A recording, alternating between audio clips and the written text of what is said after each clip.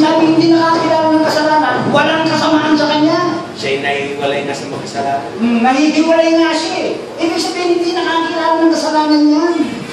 Kaya yung mga pastor na nagtuturo ng 10 utos, di ba wala nila ng pura ang Diyos? Bakit dumating 10 utos? Upang ang kasalanan ay malagana. Ano ibig sabihin nun? Doon ka magiging guilty.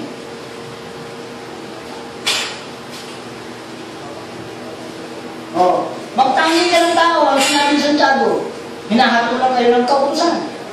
Magtangi ka lang ng tao, ha? Magnanakaw ka na, pumatay ka na, nag-Diyos-Diyosan ka na, nangadunya ka na. Yung pagtatangi mo na yun, idadagdag pa yung 10 na yun. Gabing isa na kasalanan yun. Paano nag-law of liberty yan? Kaya yan yung mga hindi nakakaalam ng kautusan. Ngayon sinasabi ni Apostol Pedro na sa mga sulat ni Apostol Pablo, doon ay may mahirap unawain. Sino yung mga hindi nakakaunawa na yun? Natural yung hindi nakakaalam ng kautusan. Mga sinumpa yun. Ano pa? Mga walang tiyaga. Bakit walang tiyaga? Naniwala doon sa turo ni Edgar David. Naniwala doon sa turo ng tao. Magiging matuwid ka rin na naman pala sa 10 utos. Bakit namatay pa si Kristo? Dahil doon sa mga kasalanan daw. Oo, di ba? Kasalanan. Simple-simple yun, no? Sabi mo, susundin mo yan, tulay. Patay ka na, may hakot ka ng kamatayan. Kahit sundin mo pa sa 10 utos na yan, ha? Hindi naaalis ang kasalanan mo. Kaya mo nga sinusunod yung 10 utos, kasi ang masama nasa iyo. Roma 7:21, mas paniniwalaan ko yan kaysa sa isang pastor na hindi nakakaalam ng kautusan. Mas paniniwalaan ko yung sinasabi ni Apostol Pablo kaysa libu-libong pastor na tumiwala sa tao. Si Apostol Pablo, tao na. O, tao yun, pero apostol. Kung naging pastor ka lang, nakabasa ka lang ng kautusan, hindi aariin ganun sa kautusan. Pagkatas, kailangan yung mga nagsisalima ang aariin ganun, tutuparin mo na. Paano yun? Punitin na natin sinabi ni Apostol Pablo. Ang sabi doon sa Roma 3:20, paghahandog yun. Kung sabihin din natin yung Roma 2, aariin ganun. Yung mga nagsisalima sa kautusan ay aariin ganun, paghahandog din yun. Paano ngayon yun? Sige nga. Sige. Kita mong kamangmangan niya. Yan yung kamangmangan. Sabi niya po sa Pablo, huwag kayo maging mga mangmang. Unawain ninyo ang kalooban ng Panginoon. Roma 3:20. Hindi kayo aariin ganap sa mga gawang aral mo sa kautusan. Pagkahandog yun eh. Takbo tayo sa Roma 2. Sapagkat hindi ang tagapakinig ng kautusan ang aariing ganap, kundi ang nagsistalima sa kautusan ay siyang aariing ganap. Kung sabihin din natin paghahandogin yan eh. Hindi nila matanggap. Hindi nila may tatanggapin nyo. Sige nga, naku po. Yung mga sentido ko na yan. Naku. Kaya sinasabing mga bulag, sabi ni Kristo.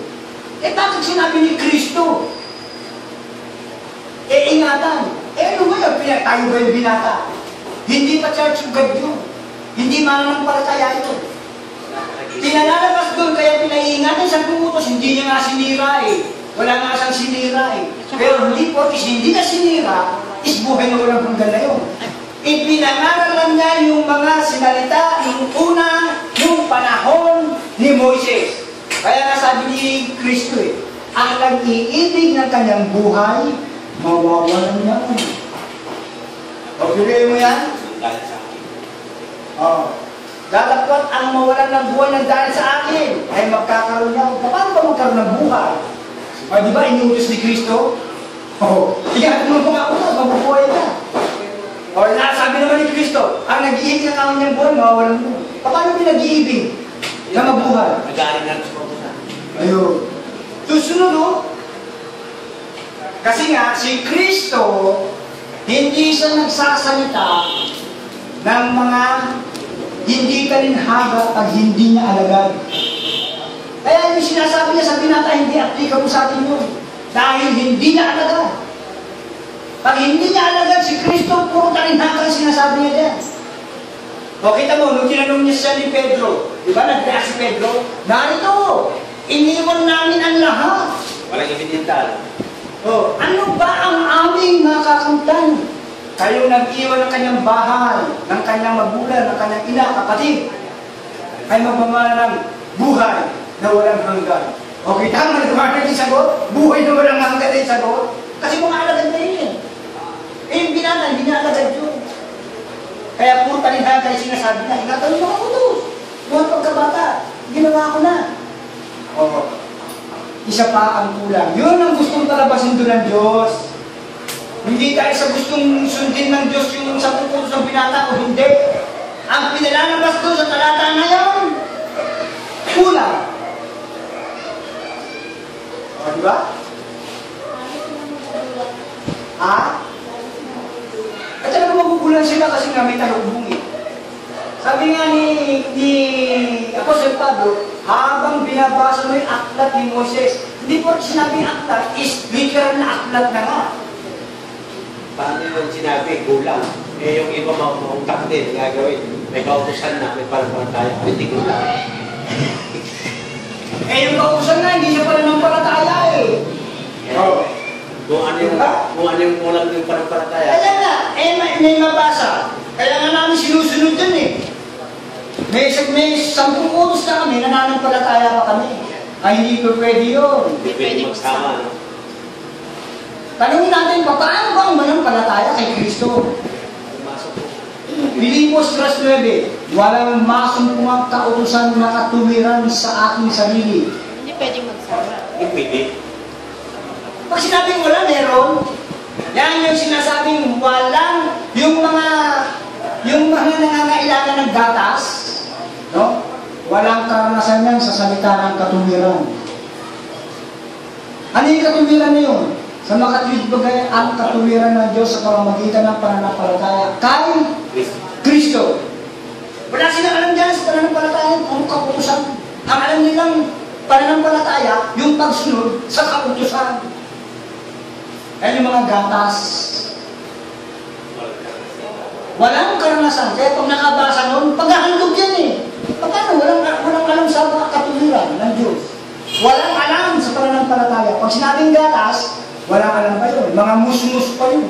Kahit matanda na. Kahit bumi-bumi na, nakatulad ko. Kahit matanda na yan, gatas pa rin yan. Bakit? Eh, walang alam walang karanasan. Pag sinabing walang karanasan sa salita ng katuwiran, ang alam lang nila, sumunod sa 10 utos. Hindi nila alam yung pananampalataya. Hindi nila alam na yung kautusan na hindi siya pananampalataya. Yan yung mga gatas. Pag sinabing gatas, musmus. Kahit na 70 anyos na, mamamatay na lang, musmus pa rin. Gatas eh. Walang alam. Pag sinabing walang alam, walang karanasan, walang alam yun. Ano sinabi sa hindi nakakaalam? Sinumpa.